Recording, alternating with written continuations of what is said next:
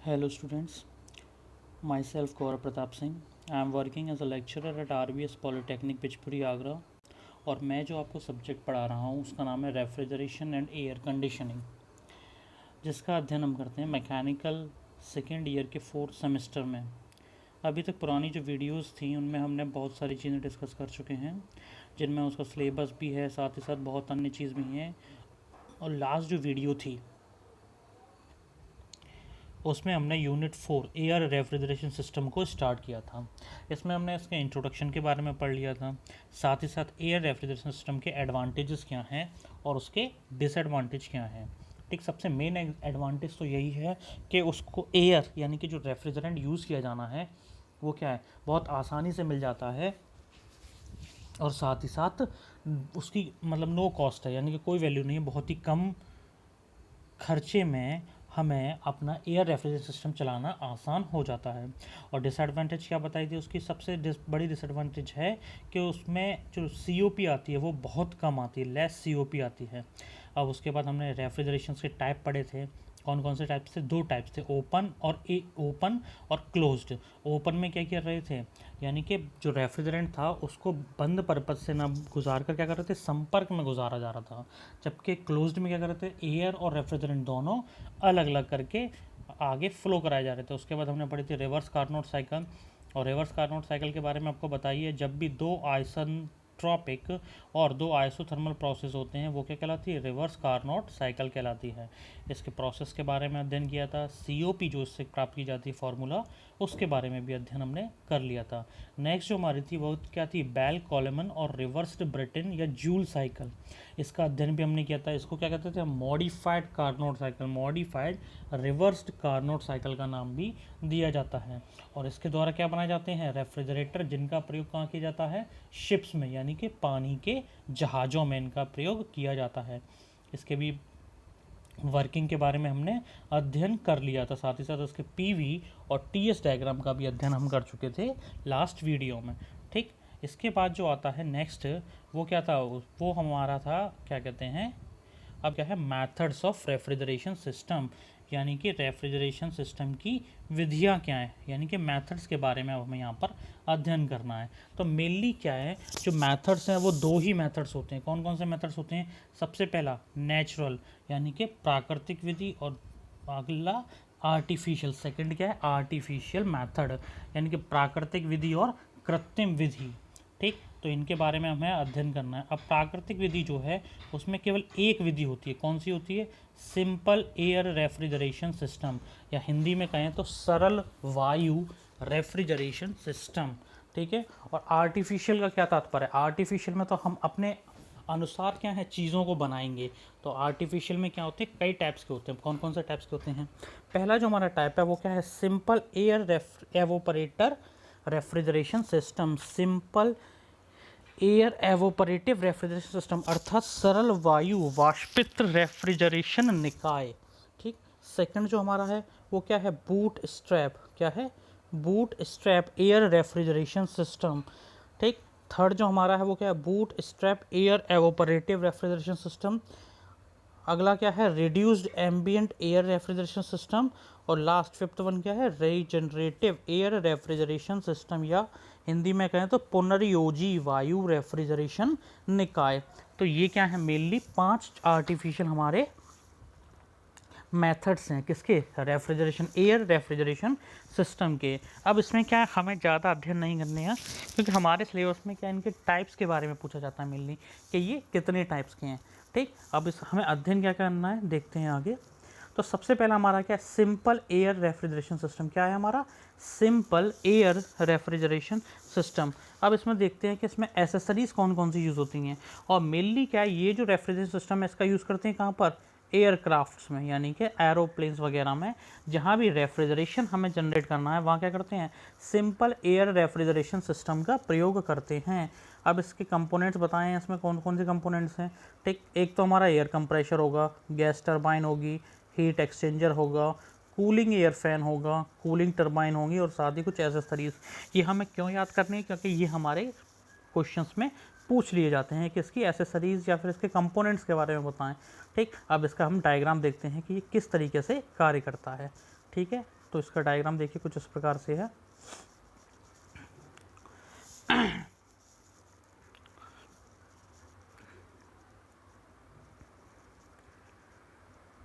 देखिए, तो ये क्या है, हमारा एक सिंपल एयर रेफ्रिजरेशन सिस्टम है, ठीक। उसका पूरा पूरा डायग्राम है किस तरीके से है। इसमें मेनली क्या क्या बताए थे कंपोनेंट है, एक तो कंप्रेशर्स होते हैं, ये कौन सा है हमारा मेन कंप्रेशर, उसी के साथ क्या लगी हुई है, गैस टरबाइन लगी हुई है, जो किसके साथ जॉइंटेड है, कंबशन चैम्बर, किसके साथ, कंबशन चैम्बर के साथ, ठीक। नेक्स्ट जो हमारा है, नेक्स्ट हमारा हीट एक्सचेंजर, क्या है हमारा हीट एक्सचेंजर, ठीक। ये भी क्या है हमारा हीट एक्सचेंजर लगा हुआ है। ये किसके साथ जुड़ा हुआ है, कूलिंग टरबाइन के साथ और कूलिंग एयर फैन के साथ, किसके साथ, कूलिंग टरबाइन के साथ और कूलिंग एयर फैन के साथ, ठीक है।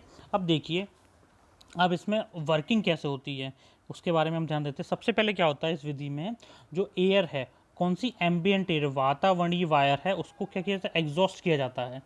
क्या करते हैं, एग्जॉस्ट करते हैं। तो जैसे ही उसको खींचा जाता है, सॉरी सक्शन किया जाता है, तो क्या होती है, वो अंदर आ जाती है। तो अंदर जो आती है उसको क्या नाम दे देते हैं हम, रैम एयर। क्या नाम देते हैं उसको, रैम एयर। रैम एयर प्रवाहित की जाती है किस पर, संपीड़क यानी कि कंप्रेशर पर, और गैस टरबाइन में। वहाँ से क्या होने लगती है, इसकी एंट्री होने लगती है। क्या होने लगती है, एंट्री होने लगती है। और कंबशन चैम्बर में क्या होता है, कंबशन हो रहा होता है, किसको, गैस टरबाइंस के लिए और इनके लिए। कंप्रेशर क्या करता है, कंप्रेस्ड कर देता है। कंप्रेस्ड एयर को क्या कंबशन चैम्बर में फ्लो करा रहा है, और कुछ हीट एक्सचेंजर के लिए फ्लो करा रहा है। देखिए, कुछ तो इधर जा रही है और कुछ कहाँ जा रही है, इस साइड में जा रही है।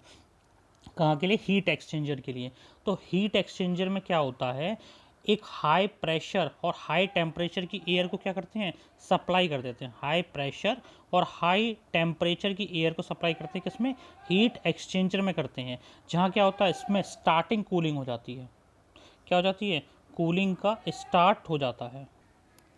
जैसे ही एयर हीट एक्सचेंजर में जाती है, तो हीट एक्सचेंजर में क्या होने लगता है, उसकी कूलिंग स्टार्ट हो जाती है। क्या हो जाती है, उसकी कूलिंग स्टार्ट। और कूलिंग किसके द्वारा की जा रही है, ये की जा रही है कूलिंग एयर फैन और कूलिंग टरबाइन के द्वारा।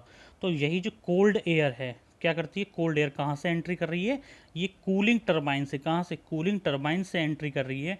अब एंट्री करेगी कोल्ड एयर, तो उसके कारण क्या हो जाएगा, एक्सपेंशन हो जाएगा, इसका एक्सपेंशन हो जाएगा। देन आफ्टर क्या होता है, कैबिन में जाती है। कहाँ जाती है ये, केबिन में। हीट एक्सचेंजर के केबिन के द्वारा इसको फ्लो करा लिया जाता है, ठीक है। और कहाँ के, कूलिंग टरबाइंस के जरिए क्या करते हैं, इसको कैबिन में भेज देते हैं। कहाँ भेज दिया जाता है, कैबिन्स में, यानी कि जहाँ भी कूलिंग जनरेट करनी है, ठीक है। तो यही इसकी वर्किंग थी। और जो भी क्या, जो भी बची हुई एयर है उसको क्या करते हैं, कूलिंग एयर फैन के जरिए बाहर एटमॉस्फेयर पर निकाल दी जाती है। तो हमारी जो सिंपल एयर रेफ्रिजरेशन सिस्टम है वो क्या है, इस प्रकार से कुछ कार्य करता है। अब देखिए, इसमें दोबारा इसकी विधि के बारे में देखते हैं। क्या इस विधि में वातावरणीय वायु को कंप्रेशर तथा गैस टरबाइन में भेजते हैं। सबसे पहले उच्च दाब तथा ताप वाली वायु हीट एक्सचेंजर में जाती है। इनिशियल कूलिंग स्टार्ट हो जाती है हीट एक्सचेंजर में, ठीक। तो कूल्ड जो एयर है वो कहाँ जा रही है, टरबाइन में। और टरबाइन एक्सपेंशन करके कहाँ भेज देता है उसको, कैबिन में। और जो भी वेस्ट एयर है वो फैन के जरिए एटमॉस्फेयर को बाहर निकाल देती है, ठीक है। अब इसके प्रोसेस के बारे में देखते हैं, इसमें कौन कौन से प्रोसेस, तो इसमें कुछ मेन ये प्रोसेस होते हैं। सबसे पहला क्या हमारा, रैमिंग प्रोसेस। कौन सा है, रैमिंग प्रोसेस। तो रैमिंग प्रोसेस में क्या होता है, जो एम्बियंट एयर है, ठीक, स्टार्टिंग में उसका जो प्रेशर और टेम्परेचर क्या थे, P1 थे, और टेम्परेचर क्या था, T1 था, ठीक। इसको क्या करते हैं, आइसेंट्रोपिक रूप से रैम्ड करते हैं, यानी कि प्रेशराइज करते हैं। क्या करते हैं, प्रेशराइज करते हैं, जिससे क्या होता है, प्रेशर भी इंक्रीज हो जाता है और हमारा टेम्परेचर भी इंक्रीज होता है। प्रेशर P1 से P2 हो जाता है और टेम्परेचर T1 से T2 हो जाता है, दोनों इंक्रीज हो जाते हैं, ठीक। नेक्स्ट जो हमारा क्या है, कंप्रेशर प्रोसेस। क्या है, कंप्रेशन प्रोसेस, या हिंदी में अगर इसको कहें तो संपीड़न प्रक्रम। इसमें क्या हो जाता है, इसमें रैमिंग के बाद जो एयर आ रही होती है, ठीक, उसको आइसेंट्रोपिकली कंप्रेस्ड कर देते हैं। क्या कर देते हैं, उसको आइसेंट्रोपिकली कंप्रेस्ड कर देते हैं। लेकिन कौन सी एयर, जो रैमिंग के बाद आ रही है, ठीक है, वहाँ पहले से थोड़ी सी रैम्ड है, यानी कि कंप्रेस्ड है एक तरीके से, ठीक। उसके बाद क्या कर देते हैं, इसको आइसेंट्रोपिकली कंप्रेस्ड कर देते हैं। नेक्स्ट हमारा जो प्रोसेस है वो क्या हमारा, वो है हमारा कूलिंग प्रोसेस। तो कूलिंग प्रोसेस में क्या करते हैं, जो भी कंप्रेस्ड एयर है, क्या है, संपीड़ित वायु हो, उसको रैम की सहायता से कहाँ भेज दिया जाता है, हीट एक्सचेंजर में ठंडा करने के लिए भेज देते हैं, ठीक। कहाँ भेज देते हैं, हीट एक्सचेंजर में ठंडा करने के लिए भेज देते हैं। ठीक, जब हीट एक्सचेंजर में ठंडा करने के लिए भेजेंगे तो वहाँ क्या हो जाता है, इसके प्रेशर में गिरावट आ जाती है। क्या आ जाती है? गिरावट आ जाती है। ठीक है, नेक्स्ट जो हमारा प्रोसेस है वो क्या है? हमारा एक्सपेंशन प्रोसेस। क्या है हमारा? Expansion process. इसमें क्या करते हैं, इसमें जो कूल्ड एयर है, ठीक, जो एयर है वो क्या करती है, जो कूलिंग टरबाइन से प्रसरण के पश्चात केबिन में जाना शुरू कर देती है और कॉकपिट में भेजा जाता है। कहाँ भेजा जाता है? कॉकपिट में भेजा जाता है। कॉकपिट में जाने लगती है तो कॉकपिट क्या करते हैं, यहाँ पर रेफ्रिजरेशन इफेक्ट जनरेट हो जाता है हमारे कॉकपिट में या फिर जो केबिन का सेक्शंस है। ठीक, और कौन सी कूल प्रोसेस हो रहा है? आइसेंट्रोपिक से कूलिंग टरबाइन में एक्सपेंशन का प्रोसेस हो रहा है। क्या प्रोसेस हो रहा है हमारा? एक्सपेंशन का प्रोसेस। ठीक, अब अगला क्या है हमारा? Refrigeration process. क्या है हमारा? Refrigeration process. इसमें क्या किया जाता है रेफ्रिजरेशन में वही टरबाइन क्या करती है? रेफ्रिजरेशन इफेक्ट जनरेट करती है। क्या करती है? रेफ्रिजरेशन इफेक्ट जनरेट करती है। कहाँ कहाँ? केबिन्स में, कॉकपिट्स में आदि जगहों पर। ठीक, सिंपल, अब एक नोट देख लीजिए, इसमें क्या है? सिंपल एयर एवोपरेटिव कूलिंग सिस्टम में भी इसी प्रकार से ही कार्य होता है, परंतु केवल हीट एक्सचेंजर की जगह साथ एवोपरेटर का यूज़ कर लिया जाता है। नेक्स्ट जो हम पढ़ने वाले हैं, सिंपल एयर एवोपरेटिव रेफ्रिजरेशन सिस्टम। वहाँ क्या करते हैं? हीट एक्सचेंजर के साथ क्या कर लिया जाता है? केवल एक एवोपरेटर का प्रयोग कर लिया जाता है। नेक्स्ट देखिए हमारी क्या है? Simple air एवोपरेटिव refrigeration system. अब इसके डायग्राम हम देखते हैं कि किस तरीके से इसमें किया जाता है। ठीक, तो ये हमारा फिगर था। क्या करते हैं हम, जो हमारी सिंपल एयर एवोपरेटिव है, ठीक, सिंपल एयर एवोपरेटिव जो साइकिल है उसमें क्या करते हैं, जो हमारा ये हीट एक्सचेंजर लगा है, हीट एक्सचेंजर के साथ यहाँ पर क्या कर देते हैं, एक एवोपरेटर का यूज़ कर लेते हैं। किसका यूज़ कर लेते हैं? एक एवोपरेटर का यूज़ कर लेते हैं। बाकी सारा जो वर्किंग और वो सब चीज़ें क्या है, वो सिमिलर है हमारे सिंपल एयर रेफ्रिजरेशन सिस्टम की तरह ही। ठीक, अब इसके बारे में थोड़ा दिन करते हैं। सबसे पहला पॉइंट क्या है कि इसकी जो वर्किंग और संरचना सिंपल एयर रेफ्रिजरेशन के ही समान हैं। ठीक, और जो एवोपरेटर है वो क्या करते हैं? हीट एक्सचेंजर और टरबाइन के बीच, यानी कि हीट एक्सचेंजर और टरबाइन के बीच क्या लगा देते हैं हम? एवोपरेटर लगा लेते हैं। अब एवोपरेटर क्या करता है? एवोपरेटर एक्स्ट्रा कूलिंग देता है। क्या करता है?